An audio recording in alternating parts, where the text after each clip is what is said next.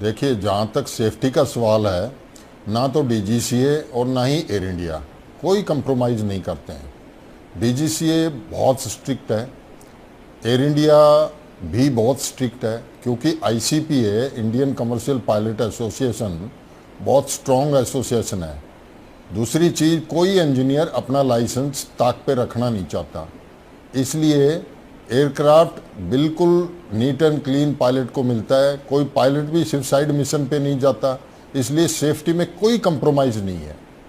Air India होए या private airline होए, सेफ्टी में कोई भी एयरलाइन। रही रख रखाव की बात, हमारे यहाँ सबसे बेहतरीन रख रखाव का सिस्टम है एयर इंडिया में। एयर इंडिया मैंने 28 साल नौकरी की है।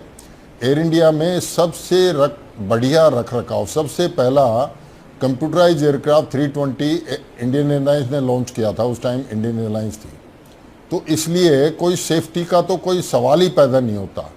रही बात ये रोज़ाना एयरक्राफ्ट कोई वापस आ जाता है, किसी में स्नैग, ये इत्तेफाक कहो या रोज़मर्रा में जो है ना चीज़ें पकड़ी जाती हैं, तो इसमें कोई डरने वाली या ऐसी कोई बात नहीं है। अगर एक्सीडेंट रेट देखें तो जहाज़ का एक्सीडेंट रेट कुछ भी नहीं है।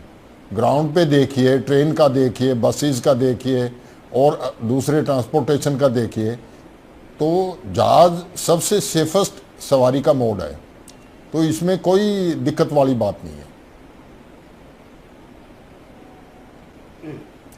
देखिए, जब देश के अंदर ना ये ट्रेंड पता नहीं क्यों चलता है, इसके बारे में मैं तो कुछ ज़्यादा नहीं बोल पाऊँगा।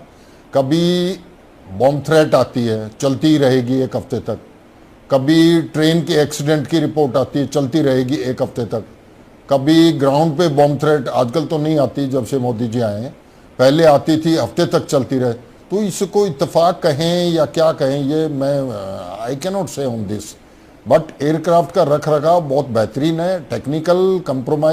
टेक्निकल स्नैग पे कोई कंप्रोमाइज़ नहीं होता है। एयरक्राफ्ट बिल्कुल एयरवर्दी जाता है और बिल्कुल सेफ एंड साउंड है।